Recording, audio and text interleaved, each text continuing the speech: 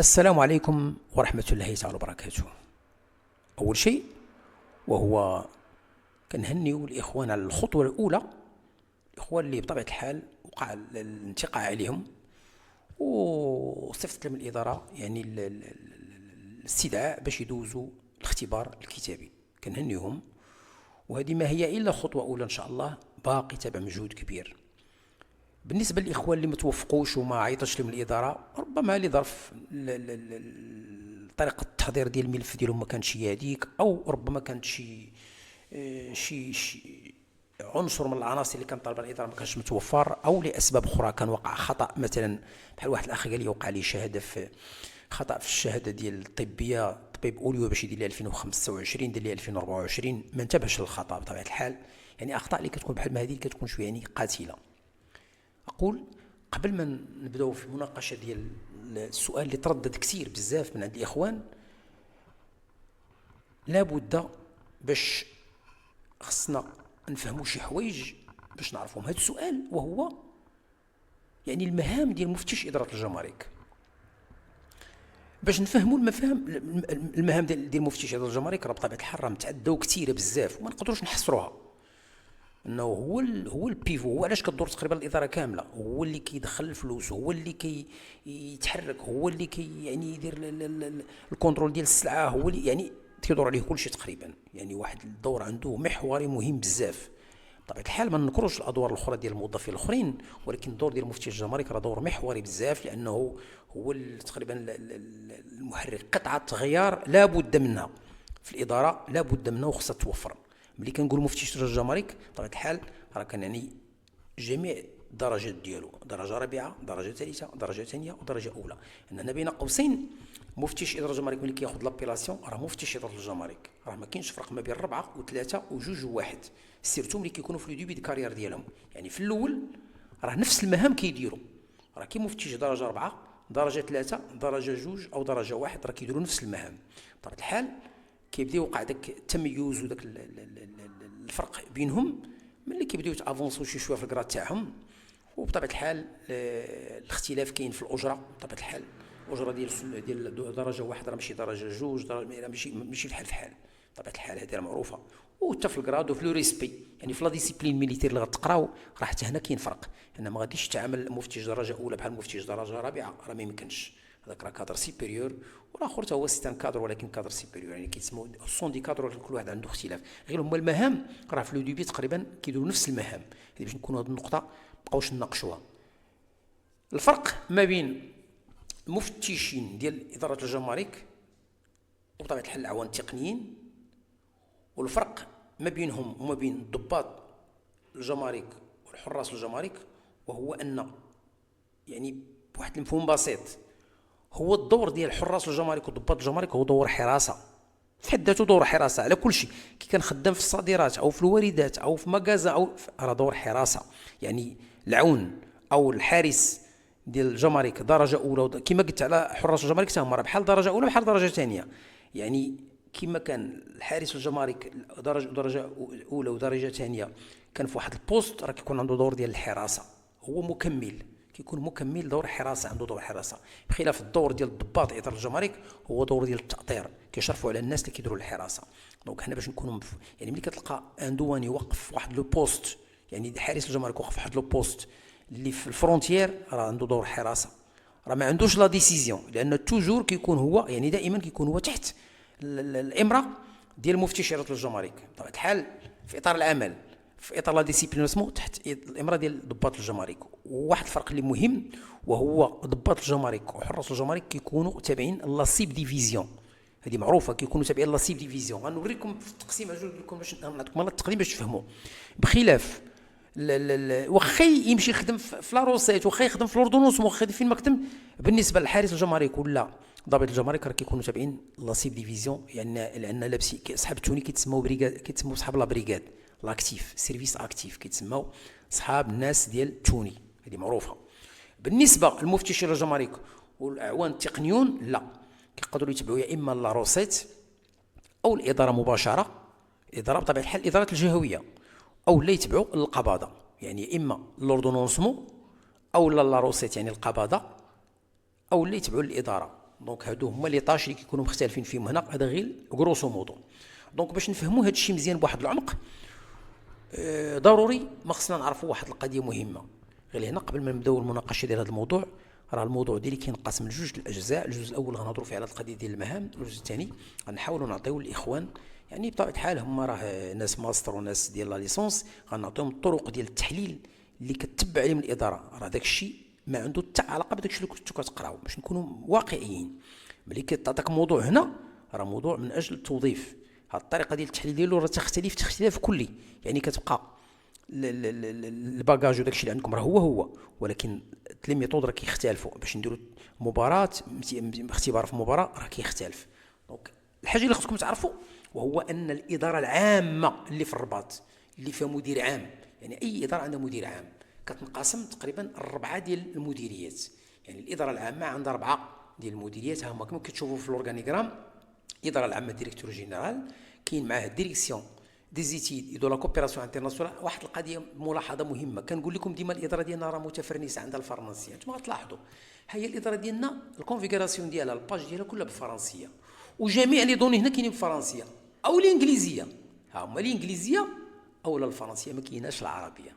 دونك هنا راه الاداره ديالنا راه متفرنسه، وصعيب بحال الناس اللي ما عندهمش الفرنسيه راه صعيب باش يقدروا يواصلوا، غتجيب شويه صعيبه. دونك كنعاود ناكد لكم على هذه النقطه، انتم كلشي بالفرنسيه. دونك الاورغانيغرام ديال الاداره، كاين الاداره العامه ها هي كيف كتشوفوا، المدير العام هنا وعنده 4 المديريات اللي كيسيروا هذا المغرب كامل بطبيعه الحال، وعنده واحد لا ديفيزيون تابعه ليه مباشره. هاد لا ديفيزيون علاش كانت تابعه ليه مباشره؟ لان هذه هي ديال البحث والتدقيق ديال الانسبكسيون.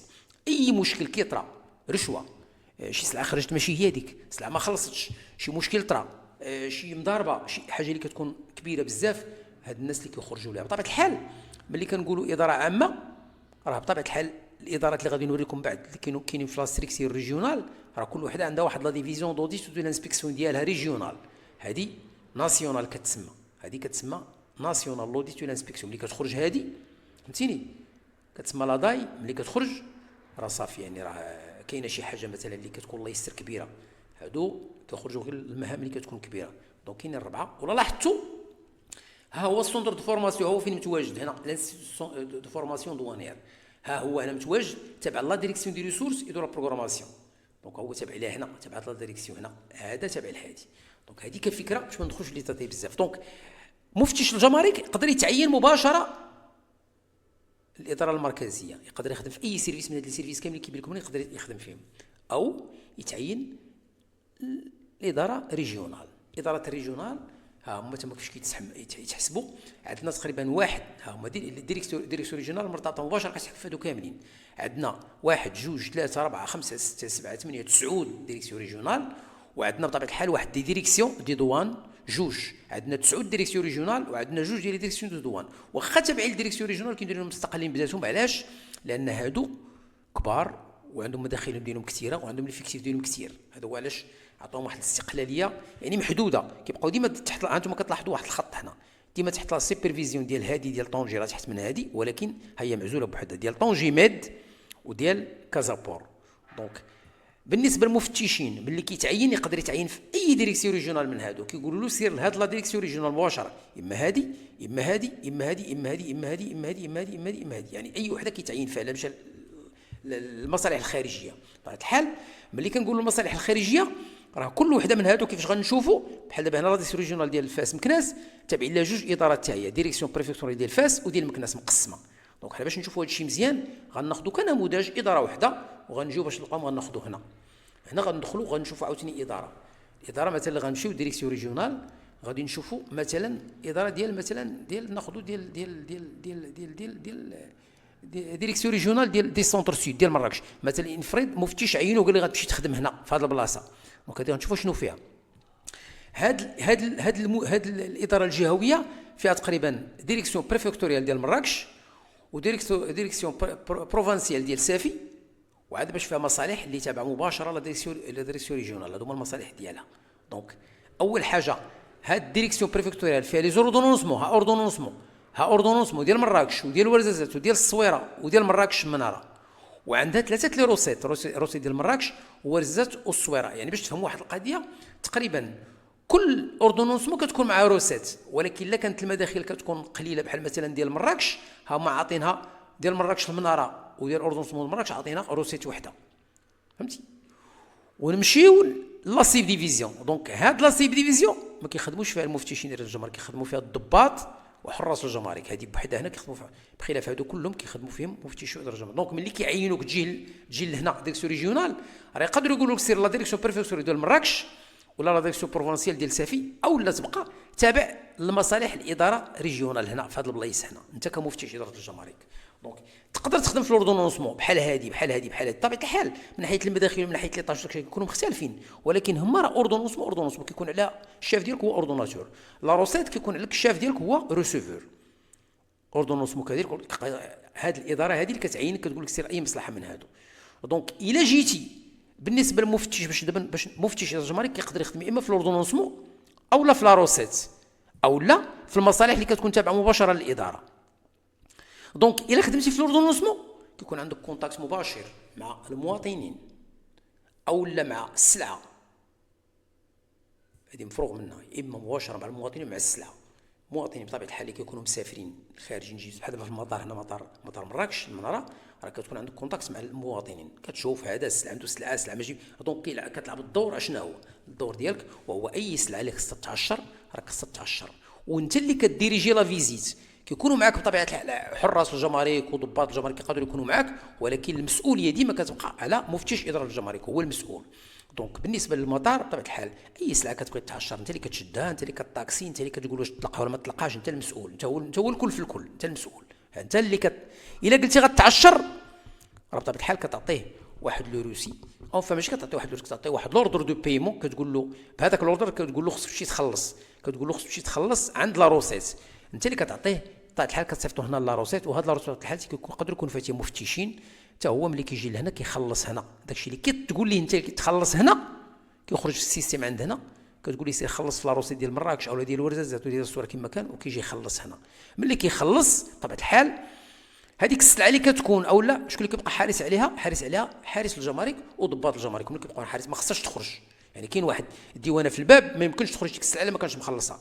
ملي كتخلص ديك السلعه، ملي كتخلص راه بطبيعه الحال هاد لا روسيت كيعطيوك واحد لا كيطونس، هذاك الكيطونس كتجيبو كتوريه لوردوناتور وكيعطيك لونليفمون، كتخرج السلعه ديالك. بطبيعه الحال ملي كتوصل للباب كاينين اعوان حراس الجمارك كيشوفوا المسائل ديك واش مخلص ولا ما مخلصاش، واش مطابقه على داك المسائل ولا لا، وبطبيعه الحال كتمشي في حالك. دونك حارس الجمارك في الاوردونونسمون هذا هو الدور ديالو.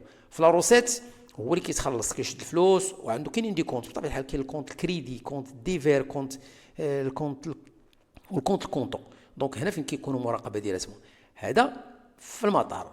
في الميناء كذلك كيكون عنده الكونتاكت مع السلعه، في المرسل الكونتاكت مع السلعه، يعني اي حاجه راه ما يمكنش تخرج الا ما خلصتش، وانت اللي كتليكيدي، لان كتجيك واحد لا دوم، عندك ديكلاراسيون واحد لا دوم، وهذيك لا دوم كل لا دوم فيها دي زارتيكل ديالها. بطبيعه الحال ملي كتكون تلاحظ بان شي حاجه ماشي هذيك في الخلاص، يعني هنا اش كتشوف في ديك لا دوم؟ كتشوف لوريجين المصدر ديال السلعه، وكتشوف ليسبيس ديالها واش مطابق ولا لا، وكتشوف لا فالور ديالها، يعني الثمن ديالها واش هو داك مطابق ولا لا، وكتشوف عاوتاني واش المصدر ديالها هو ولا ماشي هو، وكتشوف النوعيه ديالو شي ماشي هي. كما قلت لكم انا ليسبيس راه هضرنا على ليسبيس باش ما نعمقش لكم بزاف، خذوها فكره. كتشوف ليسبيس النوعيه ديالها، وكتشوف لا فالور ديالها الثمن ديالها، وكتشوف لوريجين ديالها. علاش كنشوفوا لوريجين؟ لان المغرب داير اتفاقيات مع دول، كاينين دي كونفونسيون شراكات مع دول، اللي كاين الدول اللي جيتي من مثلا السلعه راه كتخلص، كاين اللي كتخلص قل 2.5%، كاين اللي كتخلص 17.5% على حسب دوك الاتفاقيات، كاين اللي كتعطيك كاع فرونشيز توتال ما كتخلص والو، كتبقى غير لاتيفيه كتخلصها، هذه راه معروفه باش نكونوا اسمو. دونك الدور ديال مفتش الجمارك راه كيخدم في لوردونونسمون او لا في لا روسيت، او اللي يخدم في المصالح اللي تابعه مثلا مباشره المديريه، بحال دابا هنا يقدر يخدم في السيرفيس ديال لا جيستيون دي ريسورس هيومان اي دو لا فورماسيون. يعني هنا في هذه البلاصه هذه كيكون هو المسؤول على اي مثلا الديوان اللي جاو جداد، الفورماسيون ديالهم، التكوين ديالهم، الارتباط ديالهم مع الاداره العامه، يعني القديس مثلا لافونسمون ديالو، لي زيشلون ديالو، تزاد عنده ولد، تزاد عنده بنت، هادو هما اللي كيأسيروا التخرميز كامل، كيكون عندهم هاد كونجيات، روبو، هادو كلهم كيكونوا مسؤولين هنا. يعني هنا في اللوجيستيك والسيستيم دو لانفورماسيون هنا كتكون واحد العلاقه مع الناس ديال الشركات ومع هاد المسائل كلهم، يعني كيكون واحد التنظيم، كيكون واحد الربط. نتوما اللي كتنصحوا الناس ديال الشركات شنو يديروا، اللي عنده شي مشكل يتصل بكم مباشره. هذه هي لوديت الى انسبكسيون اللي قلت لكم قبيله لاضاي في الاداره العامه، هذه ريجيونال، هذه ها هما هنا ريجيونال. هادو الدور ديالهم شنو هما؟ بحال لو وقع شي مشكل، او لا شي سلعه خرجت ماشي هي، او لا شي واحد الرشوه، او لا شي حاجه، او لا شي مواطن تشكى من رشوه، شحال هادو اللي كيخرجوا. وبطبيعه الحال هنا كاين سيرفيس ديال لي زونكيت ولا اناليز دو ريسك كونتونسيو، هادو كيديروا واحد المراقبه بعديه. مثلا السلعه خرجت وكيكون فيها مثلا امتيازات، خديتي فيها فرونشيز مثلا، كيقول لك راه هذا الشيء راه غادي للفلاحه، وهو خرج مشى للفلاحه، ملي مشى للفلاحه تباع، حيت بطبيعه الحال الفلاحه راه ما كتخلصش فيها اعفاء الضريبيه، كاين حوايج ما كتخلصش مزيان. دونك ملي ما يقول لك مشات للفلاحه، هاد الناس كيديروا واحد لوسو، كيمشيو يديروا واحد الطله على ديك البلاصه، واش هذيك الفعل داك الماتيريال كاين تما ولا ما كاينش تما. او لا بارفوا كاينين شي ماتيريال اللي كيتسمى في لا رودوفونس انفورماتيك، كيخلص كل 3 شهور، يخلص كيكون عنده تما واحد، كيكونوا كونترولي، كيشوفوا واش هذاك الشيء نيت افيكتيفمون اللي قال لهم كاين ولا ما كاينش. هادو اللي كيخرجوا في حالتي الا كان ماشي هذاك الشيء، راه كتكون فيه غرامات كونتونسيو، يعني كيقدر يدير لك واحد البي في وكتخلص فيه غرامات، هذا معروفه. وكاين سيرفيس ديال ليد الا ديسيزيون، هادو كيكونوا الله ليزو عندهم ديريكت مع المدير، يعني كيتعاونوا معاه باش يتخذ القرارات والنصح، بحال قلتي لجنه ديال المستشارين. دونك هنا كنكونوا تقريبا ناقشنا الدور ديال مفتش اداره الجمارك بواحد الطريقه اللي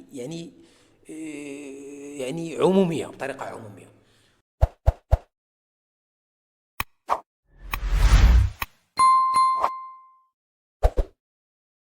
دونك في الشطر الثاني غادي نحاولوا ندخلوا معكم باش تشوفوا مثلا الطريقه ديال التحليل ديال الموضوع.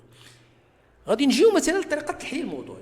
التحليل ديال الموضوع في مباراه ديال التوظيف كما قلت لكم قبيله، راه كيتطلب اتباع ديال واحد الخطوات منهجيه منظمه، كتجمع ما بين الفهم العميق للموضوع، التنظيم الجيد، والقدره على التعبير بلغه سليمه وواضحه.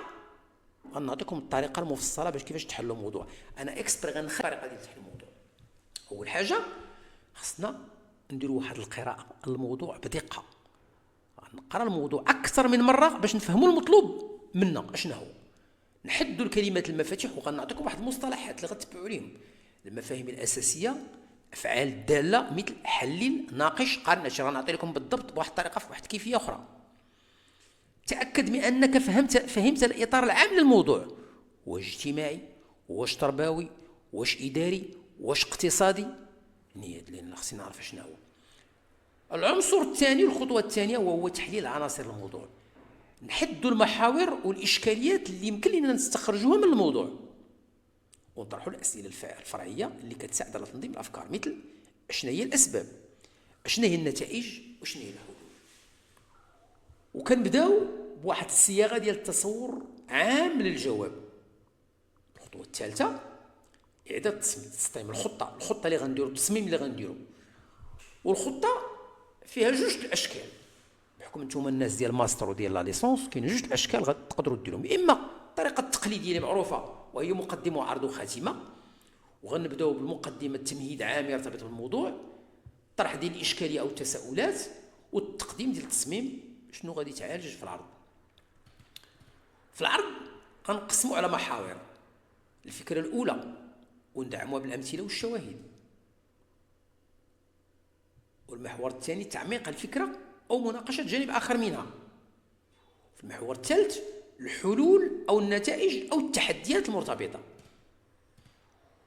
وخصنا ملي نكونوا ندوزوا من محور لمحور، نراعيو الانتقال السلس ما بين المحاور، ونستخدموا واحد الادوات الربط اللي منطقيه، ماشي نجيو نقزوا ندوزوا، لا، خصنا نتبعوا داكشي يكون متماسك.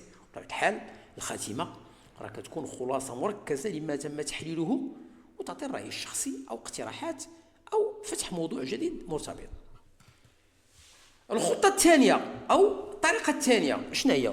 طريقه جدليه. مثلا اذا طلب منك مناقشه قضيه مثيره للجدل، هنا كيكونوا عندي فيها نديرها على شكل اطروحه. عرض الاطروحه الاولى المؤيده، وعرض الاطروحه الثانيه المضاده، ومناقشه وترجيح او تقديم موقف شخصي معلل. نناقشوا، نرجحوا، او نعطيو الموضوع ديالنا حنا يكون معلل بطبيعه الحال.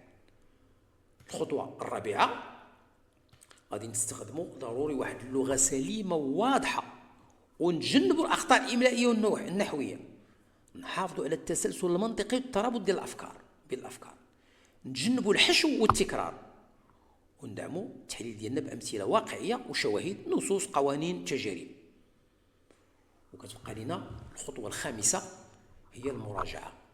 ملي نكملوا ماشي نوض نكملوا نتوما غادي نجري وندير راني فرحان بحال داك اللي قال ليه باه جي انت هو الاول، خرج جي انت هو الاول، غير دخل كتب سميتو كنيسون وتعطينا قال لي راه قال لي باه جي انت الاول، دونك راه خصو يرجع للدار هو الاول. لا، راه ملي تكمل راجع الشكل وتنظيم الفقرات والعناوين الا كانت، ونصحوا الاخطاء اللغويه، ونتاكد من انني جاوبت وحط بجميع الجوانب ديال الموضوع. دونك هنا كنسمى بانني درت واحد الطريقه اللي ممتازه. غادي ندوزو المصطلحات اللي مهمه. بعض المرات المصطلحات اللي كيعطيونا في السؤال راه تقدر تعطينا النوع ديال السؤال، تعطينا النوع ديالو. هذه المصطلحات مثلا افعال التعليم او افعال الاجراء راه كتساعد كثير في التحديد ديال طريقه التحليل المطلوبه في موضوع مباراه التوظيف. هنا غادي نعطيكم مصطلحات مثلا اللي قال لك حلل، اش بغى يقصد؟ مصطلحات تدل على التحليل والتفسير. قال لك حلل، كيقول لك هنا بغى يقول لك المقصود فكك الفكره الى عناصرها لفهمها بعمق. شنو خصك دير؟ تقديم شرح مفصل وتحدد الاسباب والنتائج. الا قال لك فسر، هنا خصك تقدم معنى واضح للظاهره او الفكره وتوضح الفكره باستعمال امثله وشواهد. الا قال لك اشرح، كتبين المعنى والخلفيه والسياق، كتظهر يعني تحاول توضح العوامل التي تؤدي للظاهره. كندوزو المصطلحات التي تدل على المناقشه والنقد. الا قال لك ناقش، هنا عرض الاراء المختلفه ووازن بينها، تقديم راي ثم راي مخالف ثم ترجيح موقف مع التعليل. اذا قال لك قارن، ابرز اوجه التشابه والاختلاف، تحديد نقاط التشابه والاختلاف بين عنصرين واكثر. اذا قال لك ابدي رايك او لا ما رايك، قدم موقفا شخصيا مبررا بناء على بناء راي مدعوم بالحجج والشواهد. المصطلحات اللي كتدل على التركيب والاقتراح، اذا قال لك اقترح، تقدم حلولا او افكار جديده، صياغه مقترحات عمليه قابله للتنفيذ. اذا قال لك صغ استراتيجيه، يعني انشئ خطه عمل منظمه، تحديد الاهداف والوسائل الخطوات اللي خصك دير. وإلا قال لك ضع خطه، شنو كيقول لك؟ حدد طريقه عمل، يعني شنو خصك دير، توزيع زمني او هيكلي لتحقيق هدف معين. مصطلحات كتدل على الوصف والتقييم. المصطلح الا قال لك وصف، المقصود تقديم صوره دقيقه عن وضع او ظاهره. شنو خصك دير؟ عرض المعلومات كما هي دون تدخل شخصي، كتوصف. الا قال لك قيم، يعني في المقصود بين القيمه او الفعاليه. شنو خصك دير؟ تحديد الايجابيات والسلبيات مع تقديم حكم شخصي مبرر. مثال تطبيقي، إذا كان الموضوع كيقول ناقش أهمية الرقمنة في تحسين جودة الخدمات العمومية مثلا، هذا سؤال مناقشة. شنو خصك دير؟ يجب أن تعرض الآراء المختلفة المؤيدة والمعارضة أو التحديات، ثم ترجح أحد المواقف مع التبرير. وناخذ كمثال هذا ديال الرقمنة في تحسين جودة الخدمات العمومية.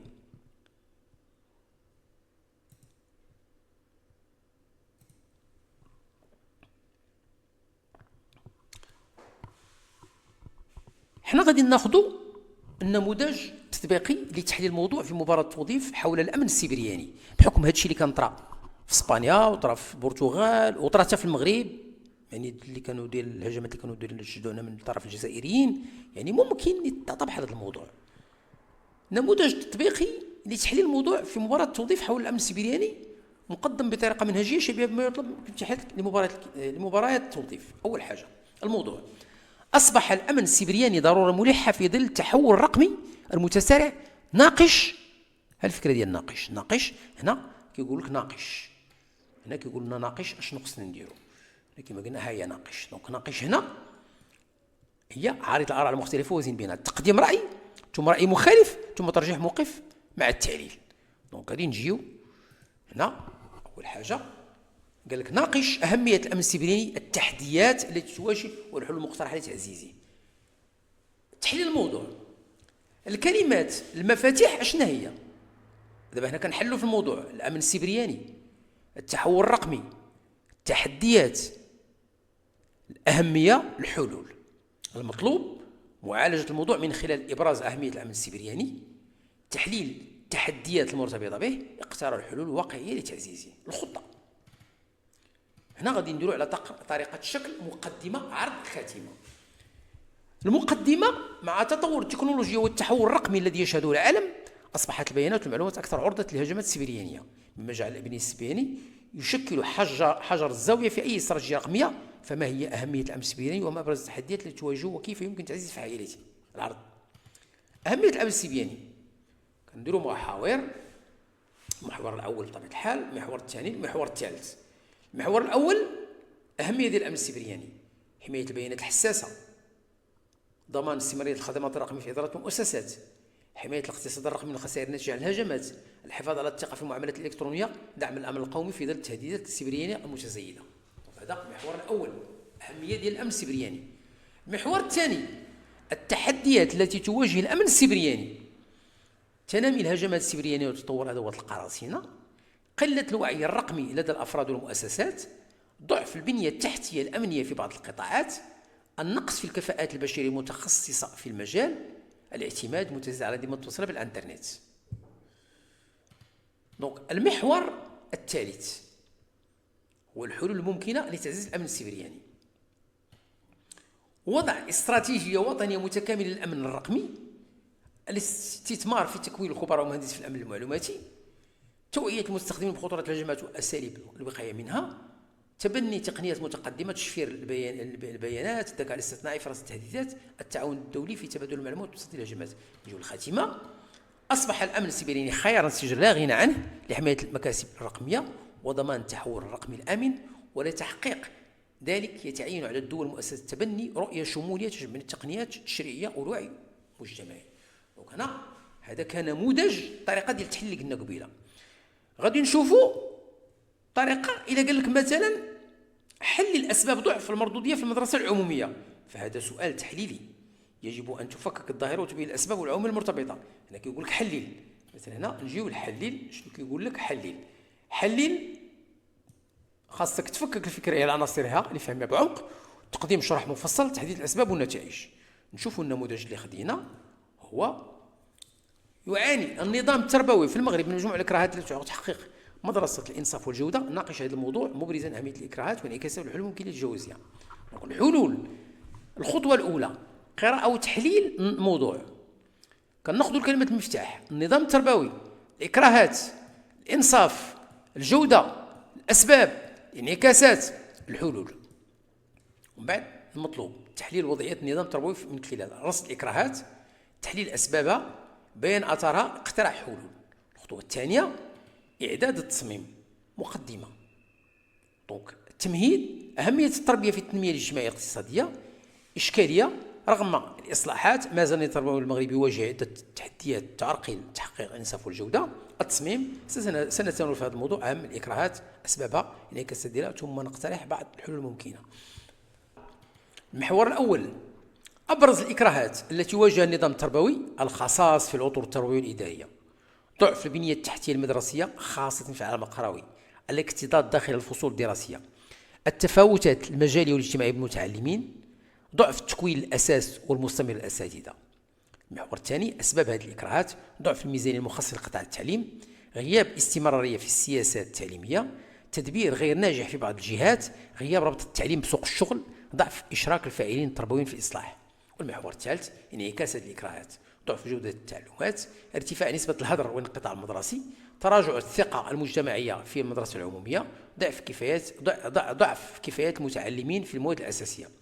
والمحور الرابع بطبيعة الحال: الحلول الممكنة، تعزيز الاستثمار في التعليم العمومي، تحسين شروط عمل الأطر التربوية وتكوينهم، اعتماد نموذج بيداغوجي فعال ومتكامل، تعميم التعليم الأولي وتحقيق العدالة المجالية، إشراك الأسرة والمجتمع المدني في دعم المدرسة. الخاتمة خلاصة: تحقيق مدرسة الإنصاف والجودة يقتضي إصلاحا شاملا ومتكاملا ينطلق من تشخيص واقعي ويعتمد تخطيطا استراتيجيا وتعبئة جماعية.